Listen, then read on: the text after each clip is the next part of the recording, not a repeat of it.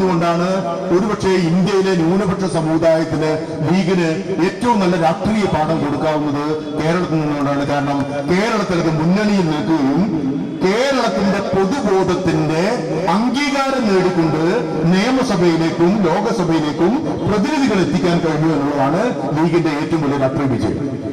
ഈ പൊതുബോധമാണ് അവർ പറയുന്നത്. നേരത്തെ ഇന്ത്യയിൽ എല്ലായിടത്തും അങ്ങനെയല്ല. ന്യൂനപക്ഷ രാഷ്ട്രീയം എന്ന് പറയുന്നത് അത്യന്തം സങ്കുചിതമായിട്ട് മാറി.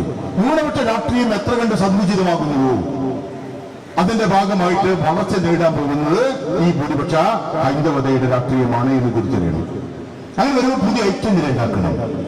ഇന്ത്യ നേടുന്ന പ്രശ്നമുണ്ട്. യഥാർത്ഥത്തിൽ നരേന്ദ്രമോദിക്ക് കിട്ടിയിട്ടുള്ള വോട്ടിന്റെ ശതമാനം എടുത്തു നോക്കിയാൽ അത്ര വലിയ ശതമാനമില്ല. ഒരു ശൈഥില്യത്തെ മുതലെടുത്തുകൊണ്ടാണ് വരുന്നത്. സോഷ്യലിസ്റ്റ് ചേരികൾ അമ്പേപ്പറ്റ ശിഥിലമായി. എന്നാൽ ഈ സോഷ്യലിസ്റ്റ് ചേരികളെ ഐക്യപ്പെടുത്തേണ്ടുന്ന ഒരു മഹാദൗത്യത്തിൽ നിന്ന് കോൺഗ്രസ് പാർട്ടി പിന്നോട്ട് പോയി എന്നുള്ള യാഥാർത്ഥ്യം മൂടി വെച്ചിട്ട് കാര്യമൊന്നുമില്ല. നിങ്ങൾക്കത് പറയാൻ പറ്റില്ല, എനിക്കത് പറയാം.